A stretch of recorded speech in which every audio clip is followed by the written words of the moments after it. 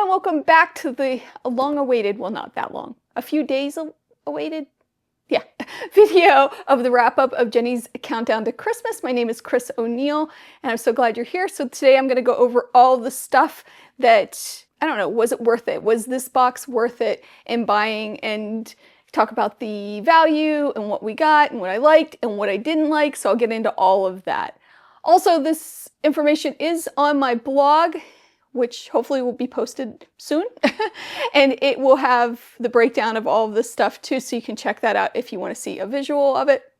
Anyway, I also have all of the gifts ranked from 1 to 25 on what I liked and what I didn't. So that's always fun to look at too. So you have to check that out.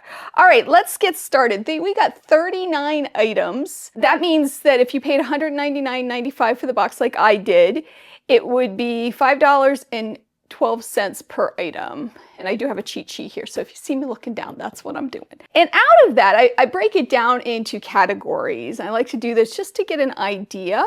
Now, sometimes things fall into 2 or more categories, which will make sense here as we get started. So let's talk about consumables. So this is the fabric, the embroidery supplies, interfacing, anything that you would actually not have after you did whatever you needed to do with it. There were 9 consumable items. Now, in that consumable item category, we did have fabric. We didn't have much. And I know that's been a big complaint for everyone. I've heard it all over the place.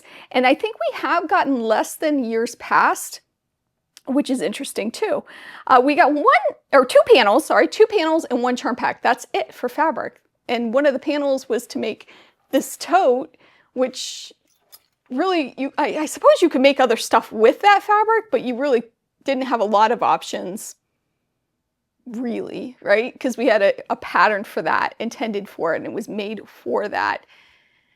You know, I'm disappointed we didn't get a lot of fabric. On the other hand, I understand how you can't meet everyone's needs. For example, the charm pack that we got was very pastel-y. That's not everybody's vibe. So I think it's tough for them to figure out how to make everybody happy with the quilting supplies, or fabric supplies rather. I could be off though, who knows, who knows. Anyway, let's get back to the list. The sewing tools, we got 5. Patterns, we got 9. Now that includes the 2 that are in the novel, or novellas, the 2 novellas that are in the book. So that's 9 total. And then non-quilting items. So these are things like the wrapping paper, puzzles, lights, things that you wouldn't actively use in quilting, but can still have a quilting theme. And we got 10 of those, so quite a few. Now let's talk about branded items. And this always is a hot topic because people get upset that I talk about this, but you know what? It's important because sometimes people don't like that. I have to say, over the years, Missouri Star has gotten really good at making it extremely subtle. It's not plastered all over the place, which I love.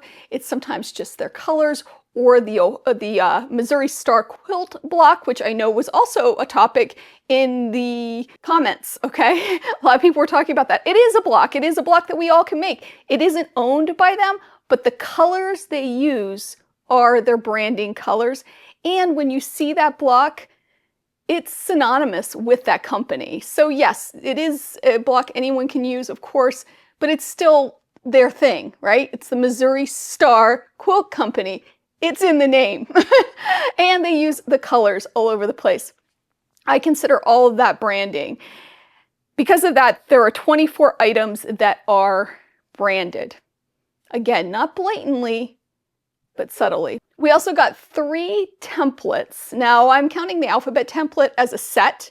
So that would be 1, the dog and the cat separately, because you can kind of use them separately. I suppose you could use the letters separately too. I made these stockings for my kids and significant others too. So, you know, I did use them separately, but I consider the alphabet set as one set. And then organizers, we got 4 different organizers. So we got a lot of wonderful stuff like that. And when you break it down like this, you kind of get to see the overall picture of how many of each that we got. And it's been very consistent with years past. We did get the mug, the 4th in the series, and there is value, to me at least, in making things. I mean, I made a whole bunch of things here. that I wouldn't have made otherwise. And that was fun. I think the value is really there. That brings me to the money, the amounts. And I put the spinning tool caddy at $20. That brings our total to $454.40 according to me. Okay, this is just my value that I came up with, which means that we're over by $254.45. Now, if you do the math on that, divide that by 39, you get $11.65 per item. For me, it's worth it. I love, first of all, the surprise. I mean, I am a grab bag nut. I would love anything. You could wrap up anything and I'd be thrilled with it, I think, because I like having something that I can open. It's entertainment to me. It's something fun. It's something to look forward to, and it really makes the holiday special for me. As for you, this might not be your thing. I know plenty of people, my husband's one of them, that probably would not enjoy this at all, would want to take the $200 and spend it on something they absolutely want. For me, this is just a lot of fun, and that's part of it. Let's move on to the greatest failure during this, which is Chuck the Duck. Now, in years past, they've had Chuck the Duck everywhere. We've gotten the matte scrubbies. I'll try to find pictures of this stuff. We even one year got a snow globe that had Chuck the Duck in. Very, very prominent. We did not see that this year at all. In the years past, I've hated that. I didn't like the Chuck the Duck. So this year, having a better attitude about it, I decided to embrace the duck. And of course, this is the year that they really didn't do much with Chuck the Duck. Go figure. Just my luck.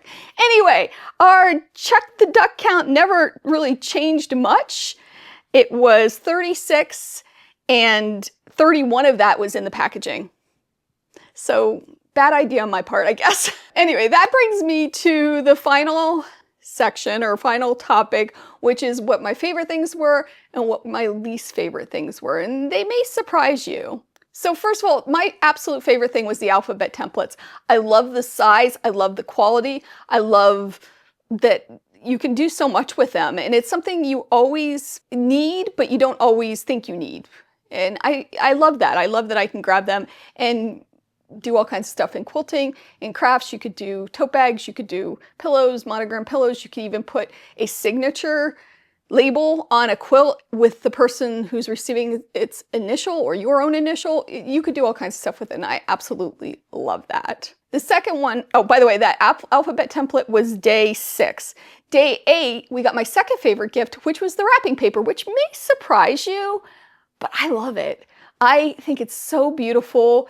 And it's one of those things I probably wouldn't have bought for myself, but I love. Now the big challenge for me is using it, because I want to hoard it and keep it in, you know, keep it nice, but I need to use it. I think it's so pretty. I love it. The next one is the labels on day 11. This is something I've been wanting to explore. Never really wanted to buy them because I was like, oh, will I use them? Will I not use them? I will use them. I know that now. That was a lot of value to me because it gave me a chance to try something that I maybe wouldn't have bought, but I will absolutely use and have used, and can't wait to get more. An honorable mention to the embroidery kit. I love that. I love that I get to try it like this in a smaller scale, play with it, and just have a good time trying it out without committing to buying the big kit and all the fabric and making a big quilt, which I might do, but we'll see. We'll see how well I do with the embroidery kit. All right, let's get to the things that I did not like. Again, some of these may surprise you, some may not if you've been following along. The first one is the binder. That was on day 7. I'm not a fan of the binder because it doesn't sit up real nice on my bookshelf. It's kind of flimsy. I gotta buy the inserts. The inserts aren't available. And to me, I'm not gonna use this. I know I'm not. You may, and that's great. But for me, this wasn't my cup of tea. But we're all different. That's what makes it great. The next one is day 17, which may not surprise you, are the lights. Yes, I could put them on my tree, but it's only one strand. I need a bunch of strands for me to make it look nice and consistent, which would be important in my brain. This is a pre-lit tree. I don't like dealing with lights, so I would have to then, they get tangled. I just don't want to deal with it. I could put them on one of my vintage wreaths, but to me that would take away from the vintageness of the wreaths. Is vintageness a word? I think so. I could do all kinds of things. I did see somebody put them around their, I can't say it, I'm going to call it a Sharky board, like somebody said, the charcuterie board, whatever. And that looked beautiful. Not something I would do. But you may love it, and that's what's really important about the whole thing, is we're gonna all have different tastes, and I also think that's one of the challenging things about any Advent box. Some people are gonna love them, some people aren't gonna hate them.